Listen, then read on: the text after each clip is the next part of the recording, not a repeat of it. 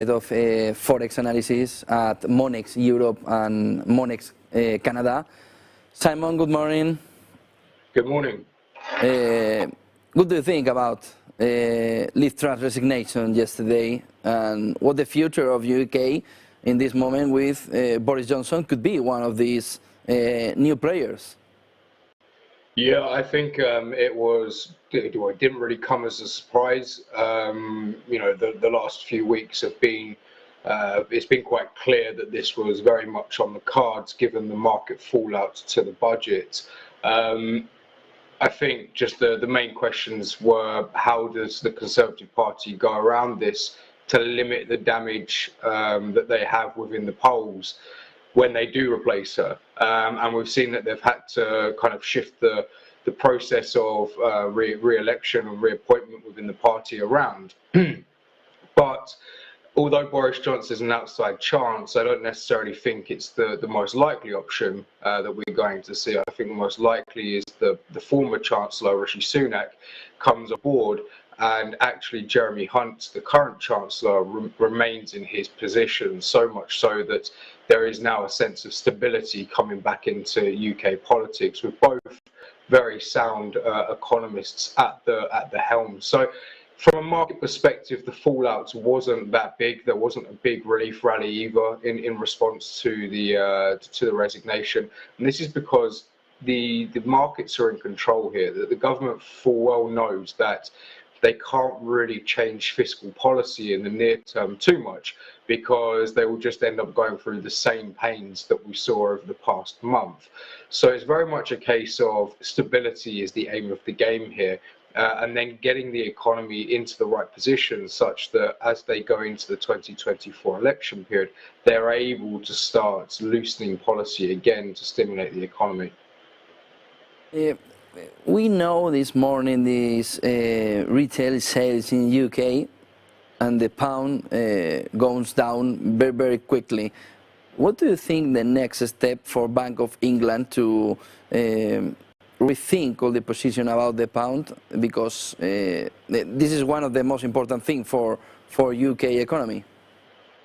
Yeah, it's one of the big things for UK investors as well. They're looking at a very turbulent market for UK assets, and they go, okay, if we're going to come and invest in the UK, if we're going to come and finance your government's deficit, then we're going to need some high returns for this to justify the risk. And without the Bank of England hiking aggressively to underpin these expectations and these kind of returns, along with the fact that we've got quite an acute inflation problem in the UK that under the new energy price cap guarantee will peak at a later point than previously expected at around April 2023, when energy prices rise again under the current policies. The Bank of England is in a very difficult place because they already expected a recession to occur. The UK consumer is under substantial pressure from inflation, and what we're also seeing is the inflation expectations are starting to de-anchor somewhat, so much so that it warrants an aggressive response. So we're going to get this nasty mix of low growth, high inflation, and then high interest rates, which is already starting to seep through, as you say, with the retail sales data that the consumer is now pulling back on discretionary spending. What I would say is that today's retail sales data didn't give the clearest read through into how the consumer is responding, just because it included that brief period during the Queen's funeral where most retailers were actually shut. So you've naturally got a bit of a hit to the data from that in itself. But really and truly, we're expecting quite a bleak winter in terms of economic growth and still high inflation pressures. What do you expect for the meeting for the European Central Bank of the next week? Yeah, I think that the ECB is in a bit of an easier situation. It's not so much a question of do they need to hike by enough to reassure investors as it is with the Bank of England. I think it's more a case of the ECB now needs to get to 2%. We've seen a lot of communications from ECB leaders, whether it's Villeroy or whether it's Lagarde or whether it's Lane, that they need to get interest rates towards the upper end of their estimated neutral range, which is around 2%. And then after that, then policy will take a bit more of a fine-tuned approach. So given the fact that inflation pressures have ticked up in September, growth has remained a little bit more resilient than most expected leading into this meeting. We're looking for a 75 basis point hike and then guidance towards a further 50 basis point hike, such that the European Central Bank sees out this year at 2%, very much pushing the emphasis onto 2023 and how the economic conditions evolve over this very dark winter period for the Eurozone economy.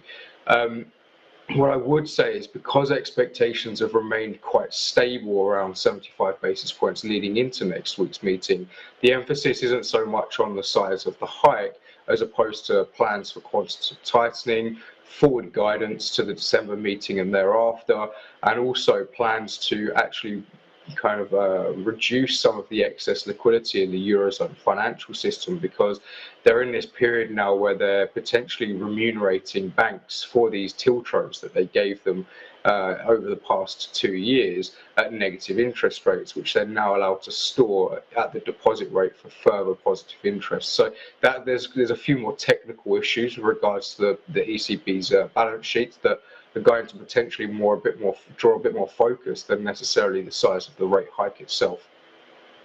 Read about China after postpone the release of Q3 GDP data? Sorry, what was that? China? Are you worried about China and this postponed data of GDP? Okay, yeah. I'm yet to really understand whether this is a good thing or a bad thing for markets, if I'm completely honest with you. I mean, the fact that China has delayed its kind of GDP release until after the National Congress and not given us an actual release date, it is questionable. It's something that you wouldn't see in other developed market economies, but China is unique in its social, political, economic setup. What I would say is that it signifies that there may be a bit of a bleaker warning here from the growth data that they would like to delay until after the appointments have been made this week. Whether that's a good thing, as I said, for markets or not is unsure, because I think we're expecting kind of weak growth data out of China anyway, with growth kind of coming in or around or just below 3% this year. If it is a bad reading, it's kind of delayed that hit for market sentiment until further down the line. If this comes out at the same time the Federal Reserve is set to conduct a very hawkish message at the beginning of November, I think that will make it very difficult conditions for markets to all of a sudden start buying risk assets like equities again.